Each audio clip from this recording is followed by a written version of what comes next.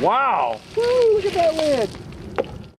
OG out here with you today, bringing you something kind of new and kind of old. You guys remember one of the favorite rounds we've ever shot on this channel. One of the ones you guys talk about the most is the Gatekeeper round. I picked this up from a little shop in Horseshoe Bend, Idaho on my travels through.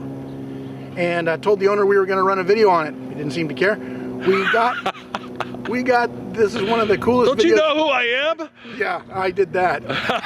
This is one of the coolest videos we've ever shot. One of the coolest rounds we've ever shot, I should say. Had one of the biggest expansions of ever. The old Gatekeeper, and you guys remember that. Well, the owner, Wes, contacted Jeff recently and said, hey, thanks a lot for the video years ago, but I have something even better. So anytime you try and improve on perfection, sometimes you end up screwing it up, right? We don't know that yet, Glock Greg. did that. No, we don't know that yet. We're going to try that out today. Chocolate sauce on filet mignon might actually be good. This is true. Well, Wes up in Horseshoe Bend sent Jeff a box of these Gatekeeper Black. Whoa! If it's got black on it, it must be good. Once you've had Gatekeeper, you'll never go back. So the Gatekeeper Black is really just the Gatekeeper, but it has a hardened steel ball inserted into it, and then it's been sealed up with a little blob of darkish, blackish wax. So we are going to give them a try out here today. Evidently, in theory, they're supposed to be better on penetration, but also still open up to a gnarly projectile. I hope he didn't screw it up. That's all I hope. That's the thing. That it get the penetration and the expansion, you know? But these things were so amazing that it's tough to say an improvement is going to be any better. Exactly, yeah. It's one of the best rounds we've ever fired out here. Let's see if the Gatekeeper Black, you have to say it that way, is going to be any good. And we got some interesting targets here for you. Let's get to it. Kabooey! We're using a Beretta 1301, smooth bore, no choke, cylinder, I don't know, basic old shotgun. And so we're going to find no spin. No spin. We're about 18 yards away. Shooting dead center if possible. When you are ready, I'm going to put it on his crossed arms if possible. Oh, okay.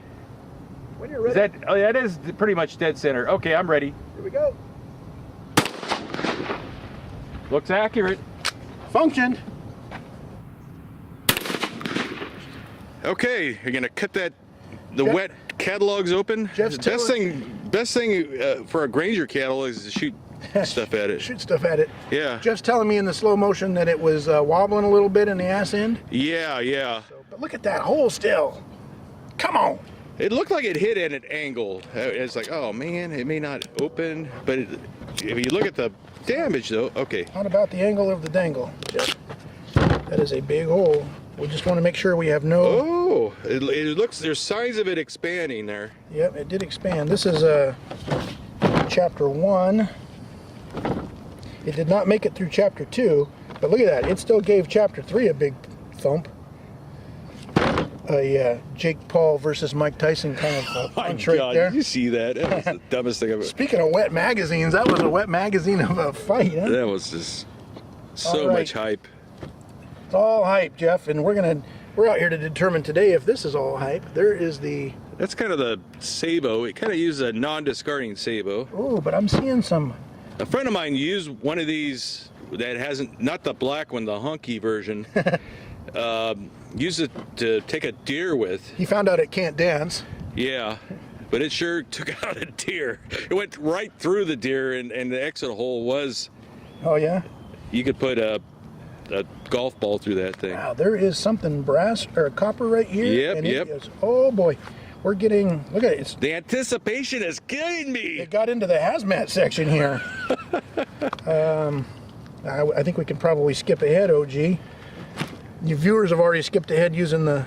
Yeah, they're like, oh, enough of this. Boy, this thing nonsense. is sharp, though. That is sharp. Okay, so what does it look like? So it looks to me like a regular Gatekeeper, except it's a Gatekeeper giving you the bird. Look at that. It's one of its petals got bent upward instead of out, but still. That could be because of the angle it hit at. Oh, okay. Because you remember it was bobbing around, so it... I thought it looked like... But still, look at, I mean, other than that one, that is the Gatekeeper we all know and love. Yeah. Oh, it is sharp. Yeah, it's sharp as hell. Let's Let's see if we can find the little ball. So I'm seeing down here, look at that. That looks like something else coming off of it. So we might have... Oh, so there's the penetrator ball. Did you find it? Well, it's not a ball. This is a little plastic core of something, I think, or wax. I bet you that's wax. Oh, okay. So we do, you know, something penetrated deeper. Yeah, oh, look at that. There it is. Chapter 7, page 13, we have the steel ball. Yeah, it's hardened steel. Angels wept. Okay, so it's did something different. I'll grant him that. It did. And it did something different without really sacrificing the awesome expansion of the... And the reason, like I said, that one didn't open is because it was bobbing around, you know, it didn't hit dead center. It's possible. There's another possibility. You start tinkering around with something like that. What are you going to do? You're going to change the balance of the slug. Sure. In test number 1, we could see that the slug is having some difficulty maintaining stability. It's waggling around, it's oscillating, and in terms of aerodynamics, that would be called buffeting. Oddly, it didn't seem to affect its accuracy. It hit right on the point of aim. The slug ended up hitting the target at an angle, and that's what caused the one segment to not expand properly. There's a definite possibility that adding that 2-gram steel ball, that hardened steel ball, threw off the balance of the slug just slightly to cause this effect. Okay, next target. We got a pair of Jeff's jorts here and full of sand. It's a kind of a wet sand. Like damp. It comes straight it's out not of the beach. real wet, but we want to see if that'll cause the Gatekeeper to expand. Tactical jorts. Okay, I'm ready. Here we go.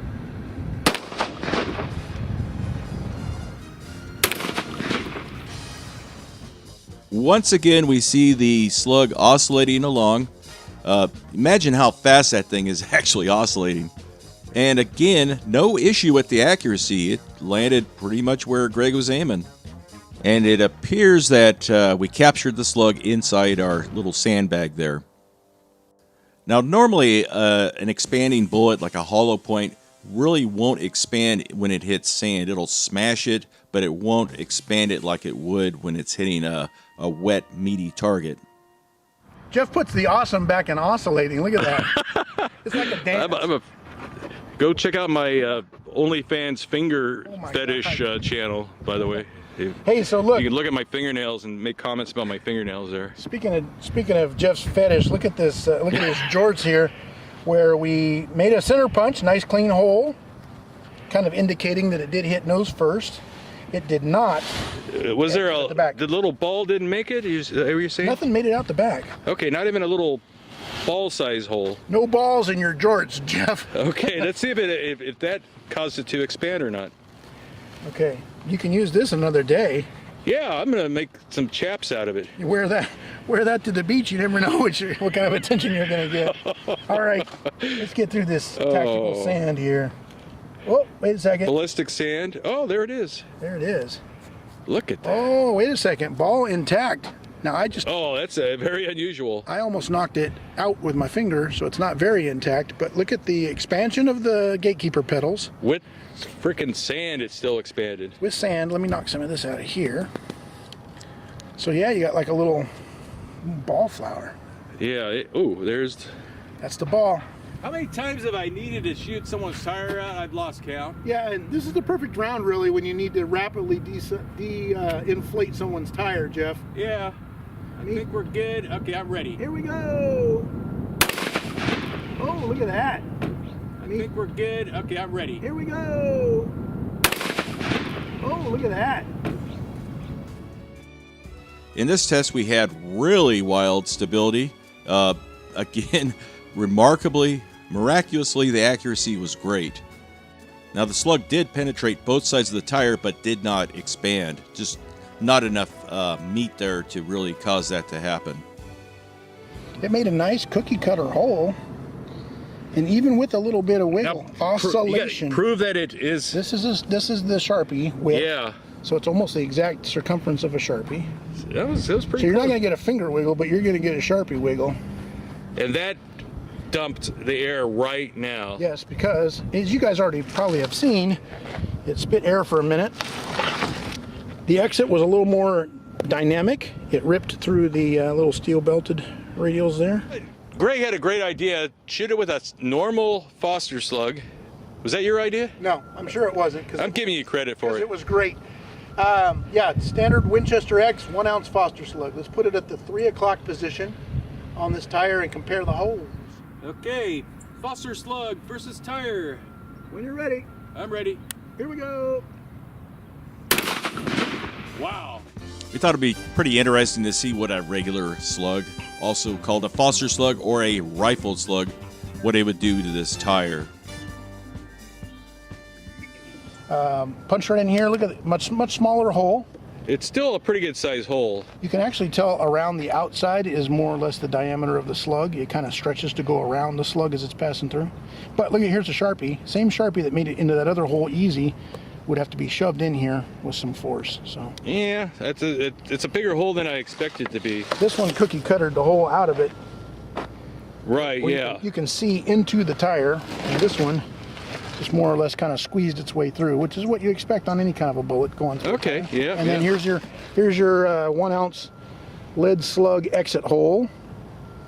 We're gonna try the regular Gatekeeper, the Gatekeeper Honky, the old one, because we want to see if there's that same wobble. Yeah, we've seen it on every shot to certain degrees, and we want to make sure that adding that steel ball and everything else, Yeah, they may have messed up perfection. screwed up the balance of the slug. Balance is very critical. It is. Yep. The Gatekeeper with no nuts. No balls. Yeah. Okay, I'm ready. Here we go. Did you hit it? I think so. I saw it move. It wiggled the tire. Yeah. This is the original Gatekeeper slug, and we can see that it is rock steady in flight. Hits nose first, no angular hits or anything like that. So it appears that adding that steel ball did throw off the balance quite a bit. Yeah, if we don't shoot the lead plate, People are going to get all bent out of shape. They always do. They love their lead plate. Yeah, they do. I'm going to aim at that little... Maybe that steel ball will go through it, though. I don't think the copper part will. No. That ought to make a good splash, though. I'm going to aim at that little black cross. At the Yeah, we top. got a pretty good angle to the right and up, so it shouldn't come back and hit us. Famous last words. When you are ready, Yeah, I'm ready. here we go.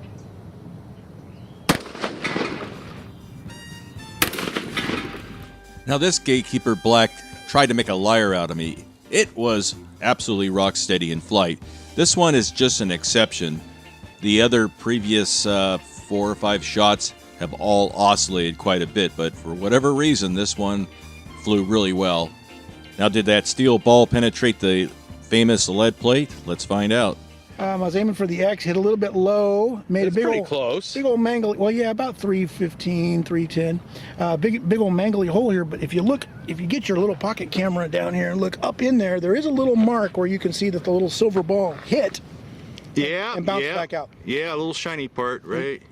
And speaking of bouncing back out, not shiny balls, this little piece came back close to our table. We were in no danger. but I'm kind of surprised it expanded just from hitting lead. I think that ball is doing something with shoving those pedals out. It's just not I don't know. causing. I don't know. What's the next target, Gregg? Jeff, we have a decanter of Star Cook's coffee. We're going to plug it into the hole back here.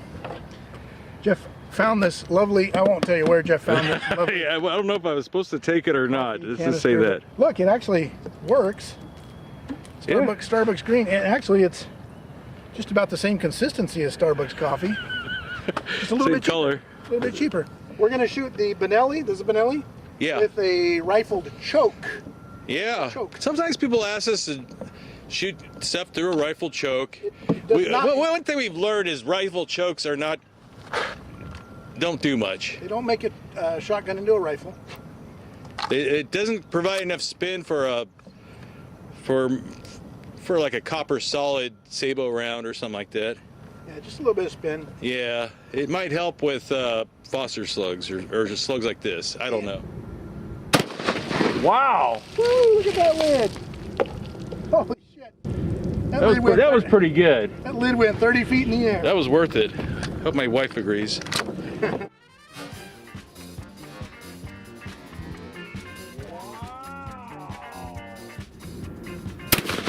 Wow. Woo, look at that lid.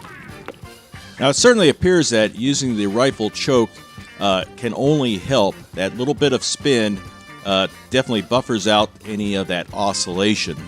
But ideally, you want a slug that is stable out of a smoothbore tube, because the vast majority of people own smoothbore shotguns.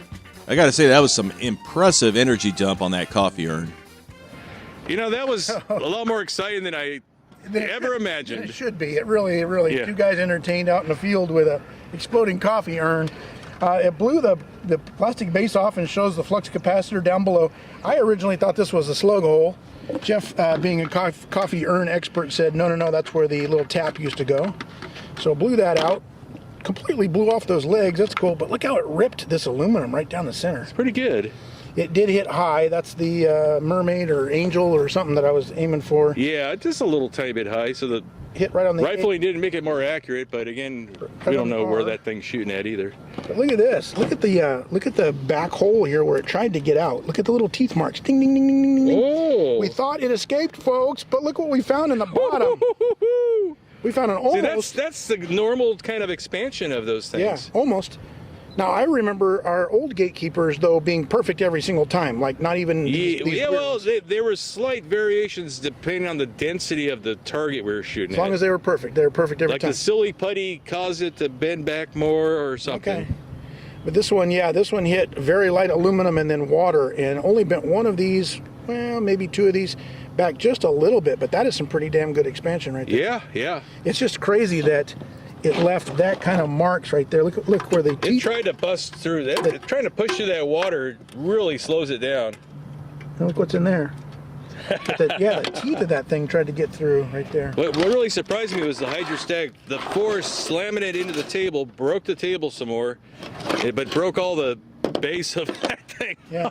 And Shot the lid 30 feet in the air. And if you're wondering about its velocity, it was right here. It hit 36. Oh, okay. So yeah, it was That going 30, helpful. it was going 36 when it hit.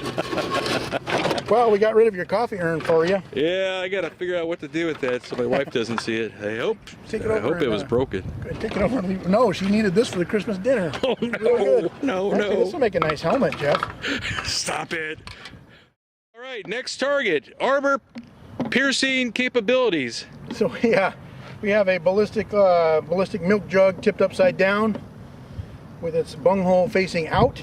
And what we're going to do is put the Kevlar helmet, which has seen better days, but we still have a clear spot back here at the rear.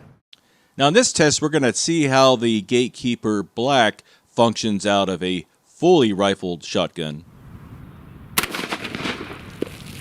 Well, Something happened. The Gatekeeper Black seemed to do pretty well using full rifling. The good news is it didn't screw anything up. Often people have this idea that if it works well out of a smoothbore, it's going to work so much better using rifling. Sometimes it'll actually screw up the ballistics quite a bit and you get worse results. okay, but here's the part you all came to see.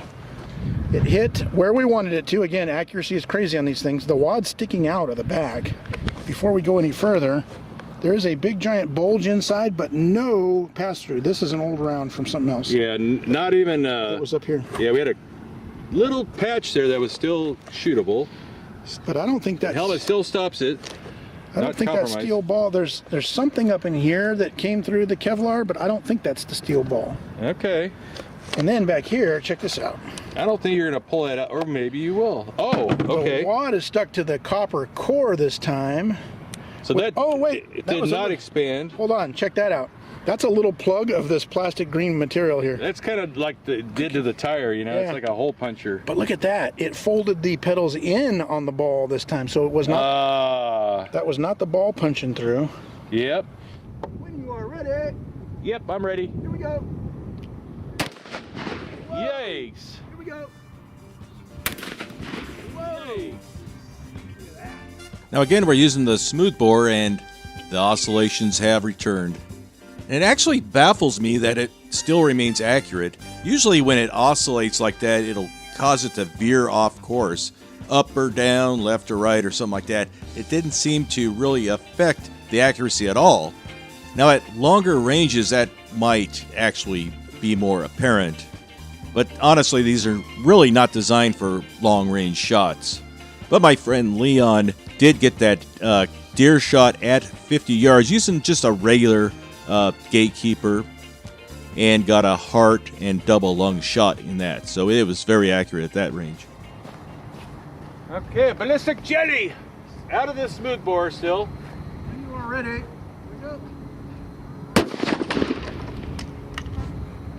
The slug reached about 11 inches into the block, but it only left about a 9 or 9.5 inch track in the gel. And an interesting note here is we did not see the steel ball penetrating any further than that. It just kind of rode inside the slug and never left it. Now the slug sprung way back into the block to a point of about 4 inches into the block. Kind of deceptive. One made it, as you can see here, about 8 or 9 inches in, and then it bounced back about half that distance. Isn't that crazy? It's sitting at about 4 inches in, 4 inches deep right now, but the wound track is out here at about 9 inches. So. Okay, but the other, let's shoot it with the regular one. Okay. And if you want to take a quick look, this big old giant churro of destruction down here, though, it made just a hellacious wound. I mean, look at that. Yeah, that is tear up some material. You can also see here at the very entrance, it started out slug-shaped, slug-sized, and very quickly expanded. It expanded in the first inch and a half, 2 inches. And again, here we go. All right. That one worked. The original Gatekeeper reached all the way to about 12 inches, but in reality it left about a 10-inch permanent track. And just like the other slug, actually more extreme, it sprung all the way back to about 2 inches into the gel. Honestly, I've never seen that happen before. Very bizarre. We were all here. I don't remember them bouncing back. This one, so this is the standard Gatekeeper Black. This is the one he just shot. It went. I just shot it in here, and you can see its tip of its cone is touching the tip of the other cone. Ding, ding, You're ding, too ding, good ding, of a ding. shot, Greg. It's called docking, Jeff. And when it made it out here to about 9 inches, and then it just sucked it right back to. Yeah, I got to see what the high-speed camera looks like. This is only about 2 inches in. Yeah, isn't that nuts? It's just sitting there. But look back here. You can just grab that thing and yank it out of there. In fact, let's do it. Okay. It did some weird things. It penetrated. Man. It almost touched the other slug. But that is perfect expansion. Yep. That is Gatekeeper 1.0, the honky. Yep. Maker bullet, baby. That is beautiful. Man, but I mean, I know. That's picture. Okay, now let's pull out this is the first one Yeah, I'm gonna the go. Gatekeeper Black. We're going in, Jeff. We have the technology. Anybody get that reference? You get 30,000 extra points.